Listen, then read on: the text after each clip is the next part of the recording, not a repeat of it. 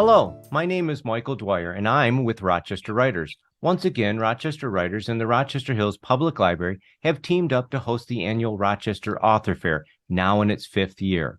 We're hosting 20 authors in person at the library in downtown Rochester on Saturday, November 25th from 10 a.m. until 3 p.m. These short videos offer you a chance to meet each of the 20 authors. And right now, we're meeting Susan Sage. Hey, Susan, how are you? Hey there, Michael. I'm just fine. Thank you so much for you and the other people on the Rochester Writers crew for allowing me to take part in the author fair. Well, it's our pleasure. It's a team effort, and we try to pick 20 authors. We have a mix of seasoned veterans like yourself that have published 3 books. We've got people that have done 20 books. We have people that are out with their first book. So it's a nice mix for people to come and shop on that Shop Small Saturday, squeezed in between Black Friday and Cyber Monday, right after Thanksgiving.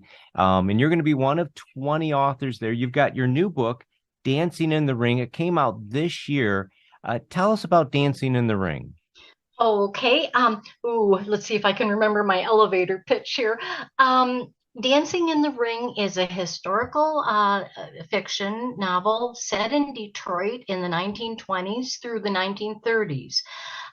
It's considered by also it's considered biographical fiction because it's about the lives, particularly of two people who were local celebs during the 20s and 30s, and they happen to be my great aunt and uncle, Robert Sage and Catherine McIntosh. It's basically their love story, but also the story of the times in which they lived.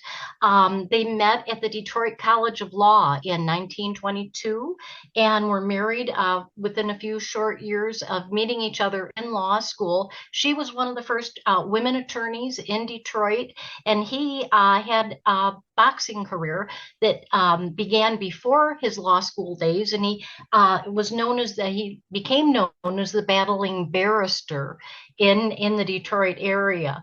So as you know, the 20s and 30s were turbulent times, and their marriage went through some definite ups and downs, and they flew a little too close to the flames of fame, if you will.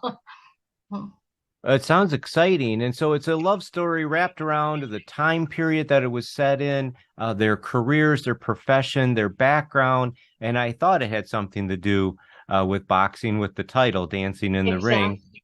That's And right. you weave that into the story as far as kind of like going into court as a battle. Exactly. Well, exactly. In their romance, which then culminated in a marriage, became a pretty turbulent one. So it really has to do with the dance they did with each other, trying to get through the peaks and valleys of their married life. Now, when you were preparing to write this story, was this family history that you had heard about for years? And how Oh, much research did you have to do to get the story finalized? great question, Michael. And I heard the story countless times by my father. My dad was also Robert Sage, prosecuting attorney for in the Detroit area for many years, and I grew up hearing the tale of Bob and Catherine.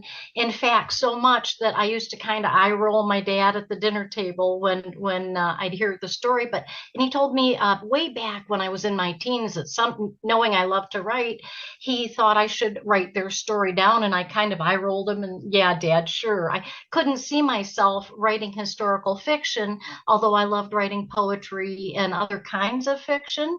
So I really came into this as a novice historical fiction writer.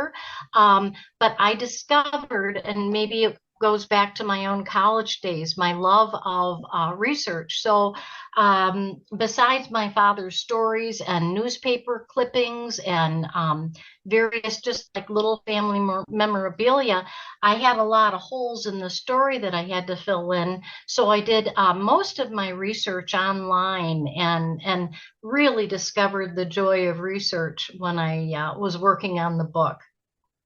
Well, it's so exciting, and I encourage everyone out there to come on by the Rochester Author Fair. It's the fifth one, and you can meet authors such as Susan Sage and get to know them and their story. And it puts such a background face and personality to the story that hopefully they'll end up reading when they buy your book. Now, quickly, you've got two other books. Will those be available there too? And what's their names? Let's see. The first one, sadly, it's out of print, Insominy. I think it's still available from Amazon. I want to do a re-release of that. My other one, though, I will have copies of A Mentor and Her Muse, which is more psychological fiction. Well, great. Well, we look forward to seeing your books and you at the fifth annual Rochester Author Fair again on Saturday, November 25th. Susan, we'll see you there.